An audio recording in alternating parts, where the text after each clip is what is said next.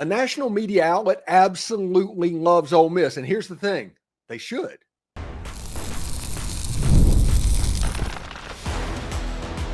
You are Locked On Ole Miss, your daily podcast on the Ole Miss Rebels. Part of the Locked On Podcast Network, your team every day. Welcome to the Locked On Ole Miss podcast, the most watched Ole Miss podcast around. I am your host, Steven Willis, a 10-year veteran member of the national media with Yahoo Sports and a former Ole Miss staff member as well. On today's show, we talk about Austin Simmons getting ready for his debut as a starting quarterback at Ole Miss, along with an exclusive interview that he gave to Locked On Ole Miss as well. We'll tell you how to watch all of that interview after this interview today. Today is also the day that Ole Miss is at SEC Media Days. Lane Kiffin, TJ Dottery, Austin Simmons, Cayden Lee, they will take their place as SEC Media Day participants, getting ready for the start of college football. But first, we will react to Pro Football Focus giving Ole Miss the fourth best odds in the Southeastern Conference to reach the college football playoff. That's right, fourth best. It proves what we've been saying all along. The national media continues to sleep on two SEC programs, Ole Miss and Missouri. We'll talk about that in just a second. We're free and available on all the podcast apps and on YouTube. Thank you for making Locked On Ole Miss your first listen every day, and a special hello to the everydayers who make the show what it is. Do us a favor and like, subscribe, and comment on this video. It costs absolutely nothing, but keeps this video free for the foreseeable future. And don't forget to check out a second listen on the network. Nearly every college or pro team has a site ready for you. Today's episode is brought to you by Game Time. Download the Game Time app, create an account, and use code LOCKEDONCollege for $20 off your first purchase. So, PFF came out with a list of the basic power rankings in college football. They did all of their number crunching. It's very computer-centric. They tell the probability of the teams inside the conference to win the conference, win the national championship, make the playoff, and make a bowl game, and all of that stuff. Ole Miss came in at number 8, and honestly, they should. This Ole Miss team is very, very talented. Because you lost a quarterback, that doesn't mean you're going to take a step back, especially when the other teams in this equation also lost a quarterback. A lot can happen. You have Julian Sayin at Ohio State, Arch Manning at Texas. You have Gunnar Stockton at Georgia. You have Ty Simpson at Alabama. Basically, everybody in the Southeastern Conference, with the exception of LSU and South Carolina, they're going to be breaking in a new quarterback this season. So if quarterback is your thing, LSU and South Carolina would be easy bets. But on Pro Football Focus's list, Ole Miss is ranked ahead of both of them. Here's a graphic from Chris Marley. He does Locked On Gamecocks. He works at LouisianaSports.net. He's an excellent social media guy. Give him a follow on Twitter at Vern Funquist, or check out the podcast for that. But this is what it looks like. You have Georgia at 57%, Texas at 40%. Missouri, one of the surprise teams in all of college football. We're going to get on that in just a second. At number 3, Ole Miss at number 4 at 34.1, ahead of Alabama, Tennessee, South Carolina, LSU, Florida, Texas A&M, and Oklahoma. Everybody else is below 10%. They don't warrant a mention in this graphic as well. But this is what Pro Football Focus thinks of the Southeastern Conference this year. They essentially think that Ole Miss is a playoff team. They essentially think that Ole Miss is going to be able to make the playoff 1 out of every 3 times that a simulation is run on this season. Now, you could lose a quarterback. We all know what happened last year when Ole Miss had a 12-0 roster and they went 9-3 with it. I'm not saying Ole Miss can't miss the playoffs. I'm saying that you're starting to get some people looking at Ole Miss's roster and realizing what they have and how special it could be. The fact that you have a 1-1 level quarterback potentially behind center, behind the fact that the running back room is a little bit better constructed. Think highly. PFF has Ole Miss as the top 5 wide receiver room in the country going into this season. They think the offensive line is going to be better as well. I spoke with Max Chadwick before last season, and he had concerns about Ole Miss's offensive line. He's a very analytical person. He looks at all the numbers. He had concerns about Ole Miss's offensive line. Now, My concern was with the running back unit and what went on there. But Max Chadwick was concerned about the offensive line, thought they might be a little big. We'll see if Ole Miss is able to correct that. Now, Ole Miss's defense a year ago was absolutely nuts. So the offense is going to have to score and be a little bit more effective than it was a year ago, because I think the defense isn't quite going to be as good as it was. There's still some really good pieces when you look on the defensive line with Jam Brown and those guys, Cam Franklin taking a step. If you develop some of the recruiting wins that you've had over the last couple of years, Ole Miss football is going to be pretty good. So good, in fact, this is what Locked On Ole Miss. This is what I am saying for this season. This is my prediction of what is going on. Start off with a win against Georgia State at Kentucky. You defeat Arkansas, you beat Tulane, you beat LSU, you beat Washington State, you start 6-0. You have to start 6-0 if you want to make the playoffs, in my opinion. Ole Miss needs some margin for error going into the second half of the season. And the longer it takes to rack up the fact to where it gets harder and harder to lose 2 games, the better off it's going to be for Ole Miss. Now, 2 road games at Georgia and at Oklahoma, they will be very, very tricky. Now, Oklahoma a year ago, they struggled with the offensive line. They struggled in different positions. They're going to be better offensively. I think they could be potentially a 9-win team, but this is a game that Ole Miss can win. Every game on the schedule is going to be within single digits as far as the betting line. Then you come home against South Carolina and Lenore Sellers. You play DJ Lagway and the Florida Gators at home, and you have the Citadel and at Mississippi State to close out the season. I think that's a 10-2 year. That is what I honestly believe. Is there a way that you can finish below that? Yes, absolutely. We saw that happen a year ago. But if Ole Miss handles business and does what they're supposed to do, they should win games this season. They've got a roster and a program that's been built. They have a culture that's been established. If all that gets put together, I think you're going to see a good team get off the starting line in a hurry against Georgia State on October 30th. We'll see what happens. And when you look at the Pro Football Focus rankings, the power rankings, Ole Miss is number 8.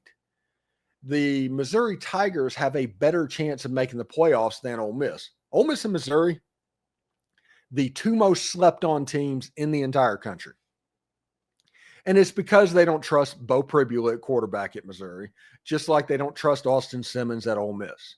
But they trust DJ Lagway and Arch Manning for reasons unknown, and Julian Sayin and all that. There's a benefit of the doubt that goes to blue blood programs. It's the way it's always been. It's the reason Oklahoma and Notre Dame and all those teams always find themselves in the top 15 every single year. It's just easier to put them there. But Missouri and Ole Miss have a chance to be very, very good. Missouri, everybody needs to remember, defeated Ohio State in the Cotton Bowl the same year that Ole Miss beat Penn State in the Peach Bowl. Those 2 programs have been very mirrored in the rise. They are very NIL dependent. They are very good at NIL. They hit the transfer portal market and know how to evaluate transfers. Listen, it's not just go out, hey, let's go to this guy. He's a pretty good player. No, it's would that guy fit in your system? It's not that he was a good player there. He'll be a good player everywhere. That is the surefire way to make a mistake evaluating, is to say, well, he was good at Washington State. He'll be good here. No, you look at him, it's like, well, he was good at Washington State. Let's watch the film and see if he would fit with what we want to do. And then you make your evaluation. Missouri and Ole Miss have been very, very good at that. And because of that, PFF thinks Missouri and Ole Miss have a real chance to make the college football playoff, north of 30% on both of them, north of 1-3 for both of them. So we'll see exactly how that goes. I'm pretty fired up about it, and we'll see if we can get some guys from Pro Football Focus on the show to talk about what's going on. They think pretty highly of this Ole Miss football team, and honestly, they should. It's Ole Miss Day at SEC Media Days, and we're breaking down everything you can expect, from key storylines to standout sound bites. That is all coming up next. We've all been there, logging in early and waiting forever for concert tickets to go on sale, only to lose your spot for a show you've been dying to see. Live music should be about making memories and not dealing with the stress of ticket shopping. That is where Game Time comes in. Game Time makes getting concert tickets faster and easier than ever. Prices actually drop the closer it gets to showtime, and you can save up to 60% off with their killer last-minute deals. And if you're tired of endless scrolling trying to find the best deal, Game Time Zone Deals actually pick the best seats in your section for you. Take the guesswork out of buying concert and show tickets with Game Time. Download the Game Time app, create an account, and use code LOCKEDONCollege, all one word, for $20 off your first order. Locked On College. Terms apply. Again, create an account and redeem code LOCKEDONCOLLEGE for $20 off. Download the Game Time app today. Last minute tickets, lowest price guaranteed. So it's Ole Miss Day at SEC Media Days. Greg Sankey will speak, and Ole Miss and Austin Simmons and Cayden Lee and TJ Dottery will get on stage, and they will talk about all the stuff that they talk about every single year. This is not a situation to where Austin Simmons and TJ Dottery and Cayden Lee are going to say something that they shouldn't say. They are going to be well coached when it comes to the media, and they're going to say all the right things. Lane Kiffin is going to talk mainly about big picture items. He's going to mention the playoff, what's going on. He's probably going to say something, hey, we should just do all at-larges with the best 16 teams, even though it's not possible. There's not votes there for that.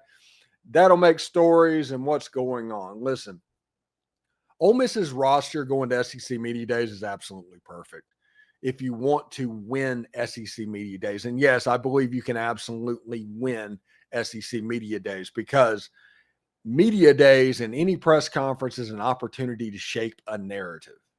And a narrative can either be up or it can be down, and it can make your journey more difficult or it can make it easier depending on how you do. Anybody that says otherwise just is being naive and doesn't know how this is going on. The Big 12 did away with preseason rankings in their media days because of this very reason. Teams' narrative gets established before the season, and then over the course of the season, if it's different, the narrative doesn't really change. So this media days, I think Lane Kiffin is going to say the right things. He's going to say something that is a little bit that you can dig into, you can sink your teeth into for the national media. But I don't think Austin Simmons, I don't think Cayden Lee, I don't think TJ Dottery are going to go down that road. When you look at Austin Simmons, last year he's only 19 to 32, 282 yards, 2 touchdowns, and no interceptions. He is somebody that had better numbers as a redshirt freshman than Eli Manning.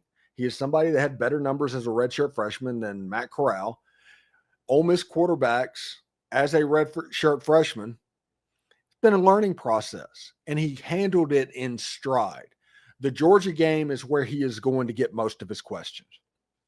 And he was a dude that day. Make no mistake about it. He was an absolute dude against the Georgia Bulldogs.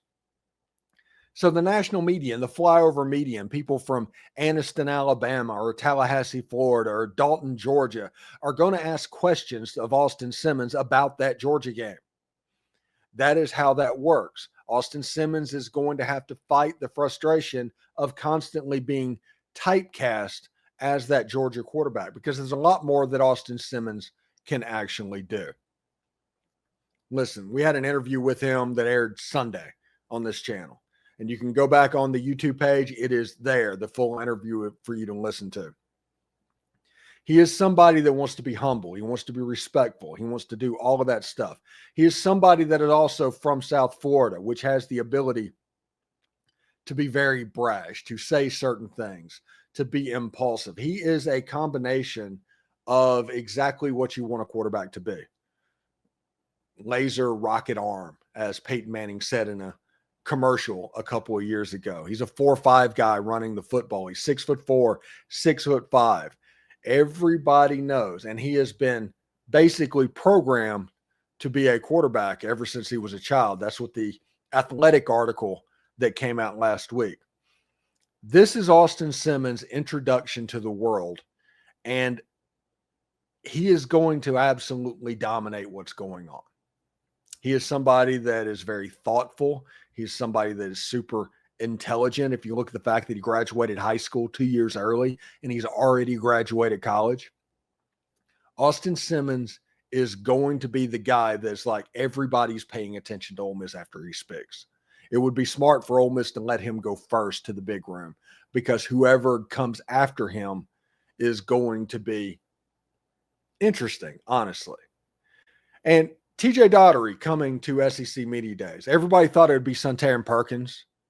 He would get the call. And I'm assuming that it was a player's choice type deal, that Suntarine Perkins just didn't want to go. He has the personality that does that. A year ago, he had 76 tackles.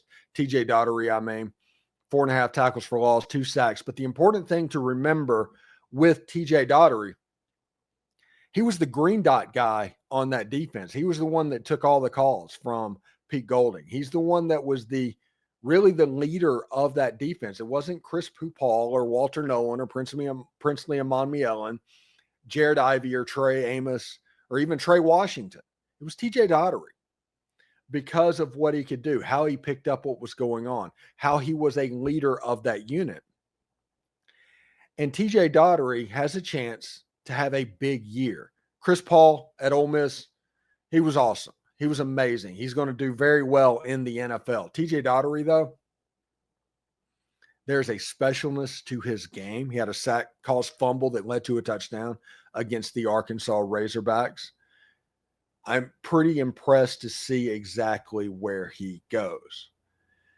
Now, we talked about PFF earlier of what was going on, but TJ Dottery absolutely is in a great position. And then there's Cayden Lee.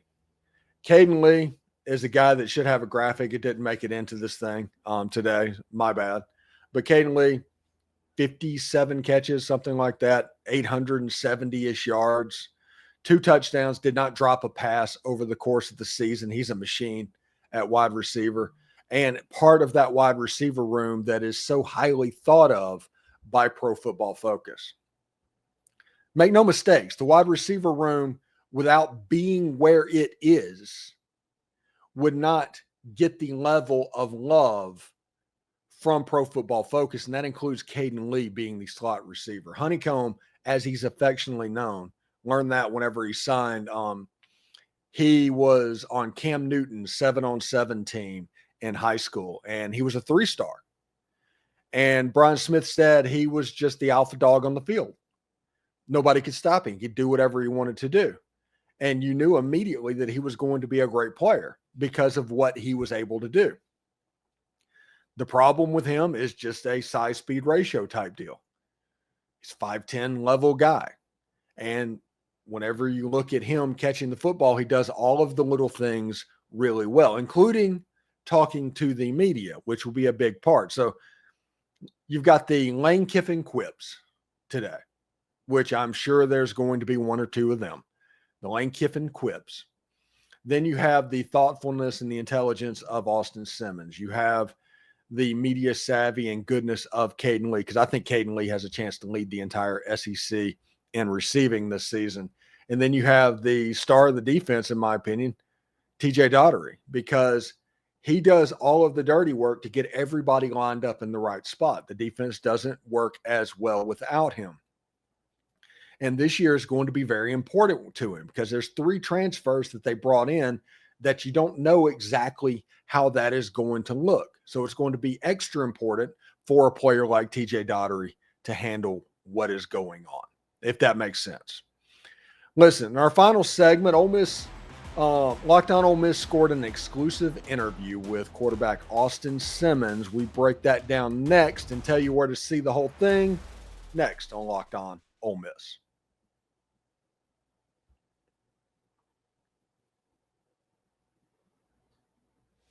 Listen, no secret, Locked On Ole Miss had a very big weekend over the weekend with the interviews with AJ Storr and Jet Goldsberry. Locked On Ole Miss also scored an interview with Austin Simmons, the projected starting quarterback for Ole Miss coming into this season. It was a big weekend of exclusive interviews, and honestly, none of them disappointed. They all told you a little bit of exactly what you wanted to see, from AJ Storr saying, hey, the transfer portal was kind of a problem with Kansas a year ago. Not necessarily him, but talking about everybody as a full unit. Jet Goldsberry talking about how he wants to be a football player this year and win the state championship. And then Austin Simmons saying the Manning Passing Academy is probably the best experience he had over the course of the whole summer. And you could see him in that interview. He looked tired. He obviously just came in from a workout. He is working very hard and excited because this year for Austin Simmons is exactly what he worked for. So without further ado, this is Austin Simmons, the projected starting quarterback for the Ole Miss Rebels. Well, speaking of the eyes being on you, the eyes are going to be on you starting Monday morning, SEC Media Days. Austin Simmons going to SEC Media Days as a sophomore quarterback. What's your expectations? What do you think is going to happen? What do you want to happen? Oh, I'm at SEC Media Day. Mm-hmm. Really, like, the whole expectation is really just to get, a question about the upcoming season, seeing like what my expectations are going into the season and stuff like that, seeing like how like I'm feeling about my performance, about my confidence, especially with the whole team, because we have like we have a large amount of like new guys coming into the season, and really like my whole ideal thing is just to go out there and just show them like what we're really about game one. So you mentioned a lot of new players out there. What have y'all been doing this summer? Who all's been the core working out in the summer? What have you noticed in the summer? Oh, definitely. I've seen a lot more chemistry being built over summer, and really like just seeing how everyone's like really coming together as one, like building that culture that we've like really been known for the past couple years, and seeing like how much this team has grown since spring, especially, and really just being around them and just getting to know them better as people. That's like been the main thing for me, rather than just knowing them on the field and just talking to everyone. The last time you were Bonding. on the show, we talked about the wide receivers a little bit. Have you worked with any of the running backs? Have you seen any of the running backs going on during the summer? Is there any type of improvement that can be, I don't know, gleaned going into the fall compared to what happened a year ago? All I can say is we have a hefty running back group. I'll tell you that, especially with the incoming freshman we just got in, Chicago Mills Knight, and we have great weapons. We have Keywan Lacey, Logan Diggs, Dominique Thomas, and we just got DT, from the transfer portal. So it's really amazing, like how like these running backs just come into work every single day, and seeing how Coach Smith just puts them on the field and just like make sure they know every single small detail when it comes to each and every play. I don't know if people understand how it can be a simple play, but it can also be a fairly complex play. Between the time of you throwing the football and the snap on a simple RPO play, what is all the decision making that you have to make in that time frame? I mean, it's a split-second decision. You can really never flinch when it comes to those plays. You're either going to rip the ball or you're either going to hand the ball. Like, it's one of those two. And it also really comes to preparation before each and every game, like making sure you know exactly what's in front of you, know exactly what to expect in each and every, play right before, seeing keys, and just a lot goes into it. The full interview is on the YouTube page. You can also catch it on several Tegna outlets as well. Fox 24 has it as well. Lots of great stuff in that interview. They're ready to go. You can tell he is ready to go. He doesn't have a favorite. He doesn't want to get into the weeds on scheme. It's pretty interesting to see what happened with Austin Simmons and what is going on. Anyway, I want to let everybody know that you can check out this podcast on YouTube or wherever you get your podcasts. We're available on all the Tegna TV stations. We are available on ABC 24. There's a special list. As soon as we upload, it gets put it up there, and they have a nice little playlist for you to choose from. We will shortly have an app, and there's fast channels that Locked On Ole Miss is on quite a bit of the time. The point is, Locked On Ole Miss and Locked On is growing. I would not be surprised in 5 to 10 years if Locked On wasn't the number one way to basically take in any pro in college sports. And it's going to be interesting to see. So this football season, we're going to try and change some stuff up. We always are tweaking. You've seen our camera angles. It's going to look a lot different. But if everything works all right, there will be a squad show similar to the SEC squad, but it'll be the Ole Miss squad talking about the football game of what's going on and the next week. You will have a postcast that'll be 15 to 30 minutes or so after the game. Something really quick, really bite-sized and ready to go, potentially.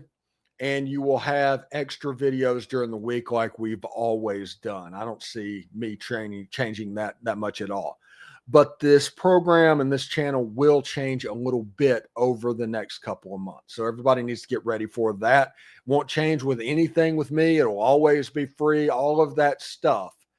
But the extra stuff on the channel with the post-game shows and the lives and stuff like that, it could all look a little bit different for Locked On Ole Miss. Anyway, thank you for making Locked On Ole Miss your number one go-to source for Ole Miss sports coverage.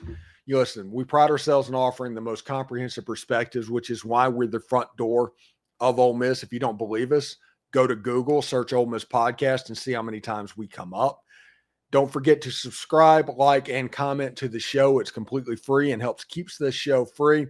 Your support means the world to us. For your second listen, check out the Portal Show. Brian Smith has the latest rumors, portal entries, and signings. Be the most knowledgeable fan on the rapid changes in all of college sports. Find the Portal on YouTube or wherever you listen to podcasts. Hotty toddy, everyone. And remember, analytics is just the old English word that means bad football. We'll see you tomorrow.